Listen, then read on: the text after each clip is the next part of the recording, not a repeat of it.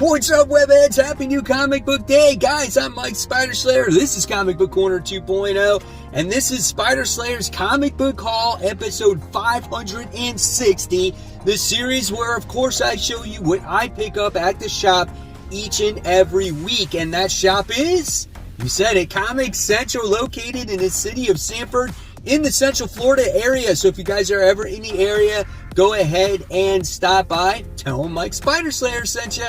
Alright, so here we go. It's the 5th week of the month. Not a lot of comics came out, but I maximized my purchase the best I could. Mysterious Black Bag is not in effect. It's always, right now, the Imagine Your Story Time White Bag.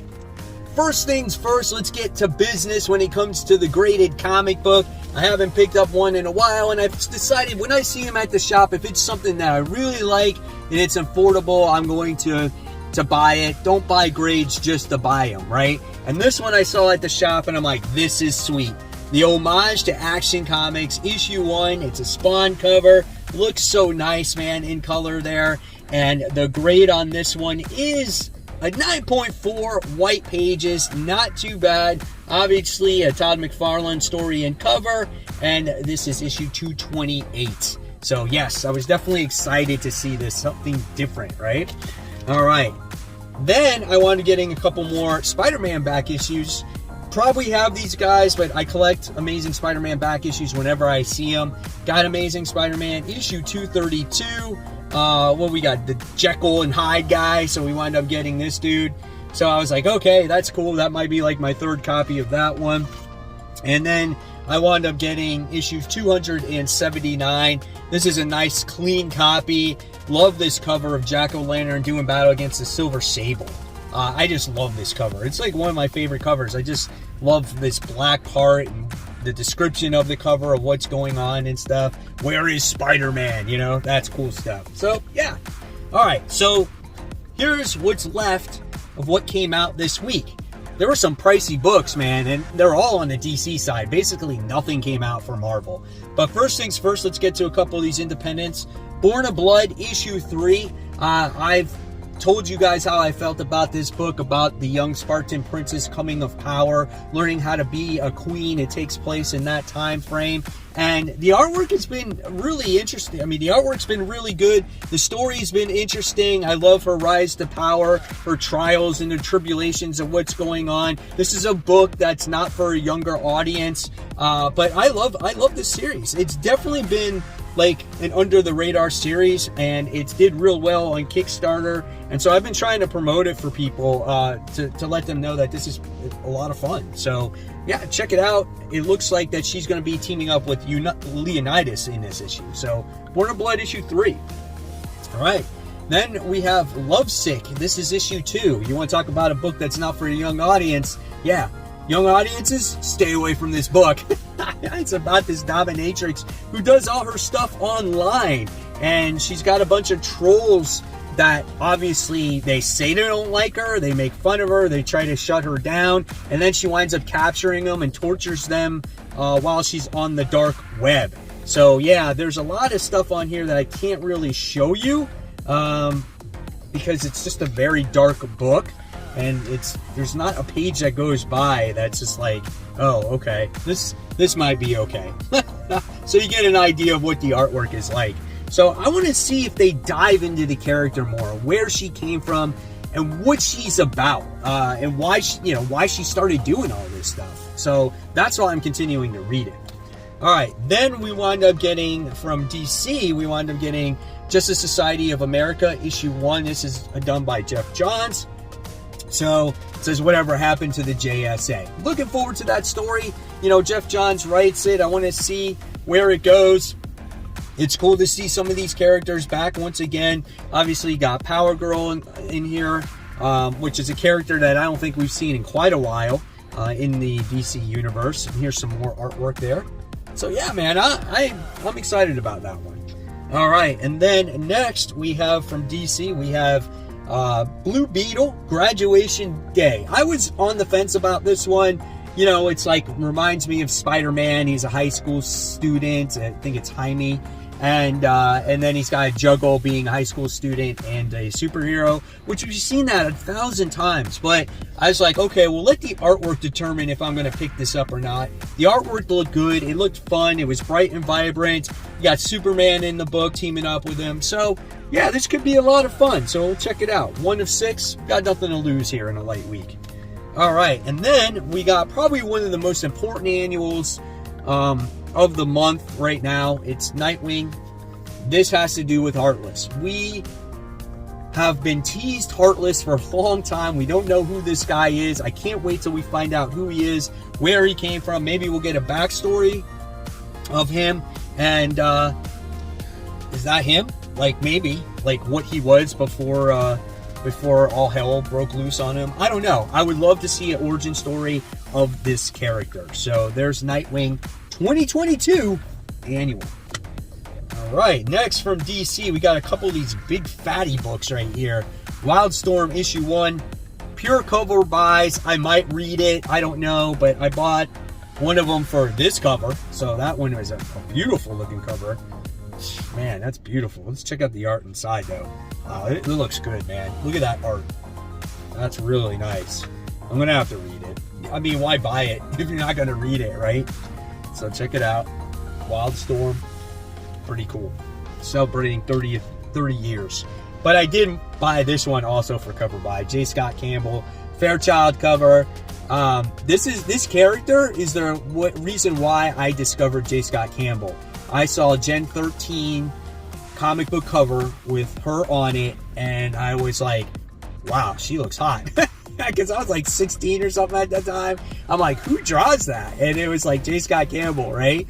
And so it's just like, you know, it's like nostalgic for me, man. Here's some more interior artwork. So I was like, yeah, that's sweet.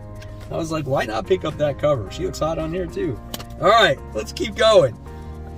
Wound up getting Batman and, no, this is Superman and Kal-El Return Special, Batman and Spawn variant cover. So that's awesome, man. This is obviously pure cover buy. I'll read the story though, because this book was kind of like on my fence. Like, oh, am I gonna read this book? I think it was like an anthology story. Yeah, oh my god, look at the artwork in that.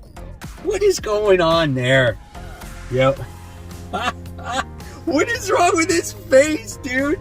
Oh, I'm happy I bought this just for the cover. I can laugh at the artwork. Now this, okay, so this is a different story because it's anthology, and that's a little bit more serious tone. Maybe this leads into something going on in the future. So I don't know. We'll see. I am checking out Action Comics, so going forward with the new direction of the book. All right, then we got Detective Comics 2022 Annual. I still collect Detective Comics. I just haven't been reading it. Just not fond of the story. Here's some of the interior artwork inside. That's what you can expect from the annual. Does it have to do with the main story? I don't know. You'll have to read it to find out here. Let's check out some more. Yeah, not a fan of that artwork. Won't be reading that at all. All right, and then we wound up getting another independent. We got Erratic 304. This book is definitely erratic. Let me tell you, the way it's written, the way it's drawn, there's so much that goes into it. The artwork at times it's good, and then it's weird. It's like wonky. Like, look at her head. Look how big it is compared to her body, man. And then here she looks pretty nice. You know, it's like, what's up with that? And what's up with this cringy face? It's just on again, off again. And here they're playing volleyball. Look at that face.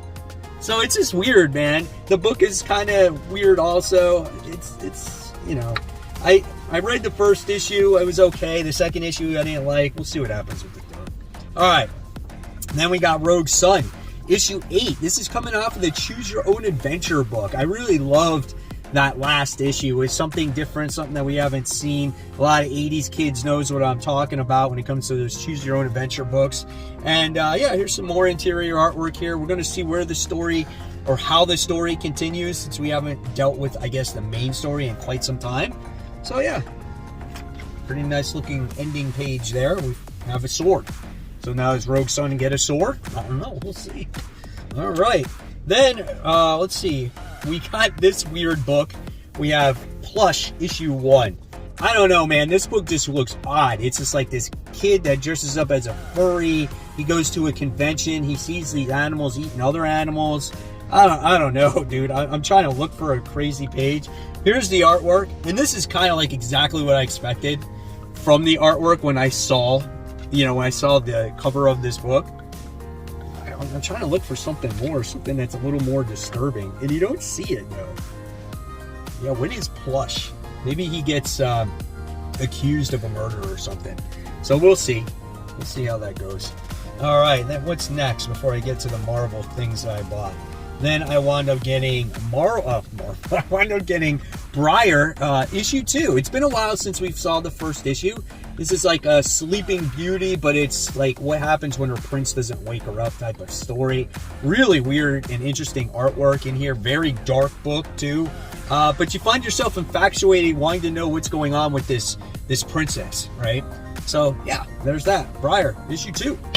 All right, and then we go on to the few more Marvel books that came out. We got Strange Academy Finals. This is issue 2. So we got that. First issue was really good. As you get to see Emily as she's changing, becoming a more darker character. And then we get to see Doyle, who has his people at the actual academy as well. I love this story. I love all the characters in this story. There's always some crazy stuff that happens. I think this is one of Scotty Young's best writing books ever. I don't know if that even made freaking sense, but I couldn't get out the words I was trying to say. At times it's fun, at times it's dark, so yeah, we'll see what happens in the next issue.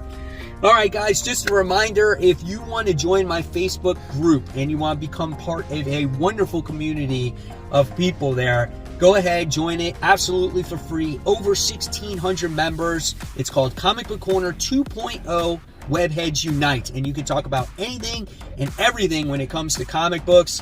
Next week, I'm going to start returning the shout-outs back in, so if you do join it, you never know when you can get shouted out on future hauls. All right, and so with that, we wound up getting the Strange Academy Finals trading card variant. That is a nice-looking cover, man. I had to pick that up. They didn't have the Eliana one. I think it was like a 1 in 25 or something like that, or 1 in 50, but this is just as good. I love seeing this. Reminds me of my childhood days of collecting Marvel superhero cards.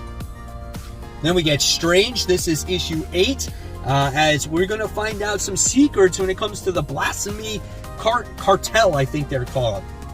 We get Strange, Dr. Strange, entering the book once again, as he is the Harvest Man, and he's been teaming up with Clea to try to get back to the living world. So, interesting book. Really love it. Love this cover, too. It looks great. All right. And then we get the return of Planet Hulk Worldbreaker. This is issue 1, written by Greg Pak.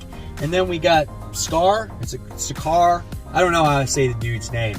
Hulk's son in here. So, I want to see what Greg Pak does differently in this World War Hulk sequel or whatnot.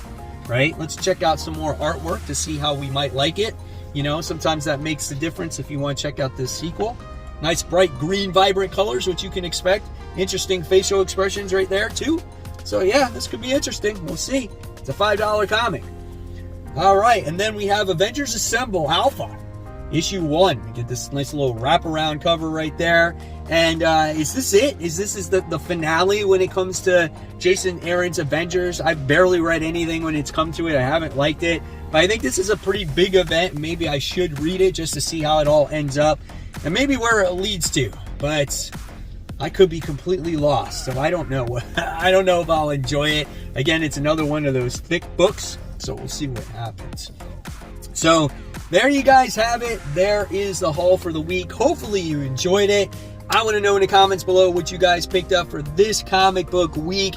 If you don't put it in the comments below, I would love to see it in the Facebook group. So guys, as always, pow that like button. There we go. That's going to be a new thing. Pow the like button. And go ahead and hit the bell for notifications. I'll leave you more content right here. This is my top 10 most anticipated comics for next week. And of course, guys, as always, keep buying, keep collecting, but most importantly, always read your comics. Happy New Comic Book Day. I'll see you real soon. Bye.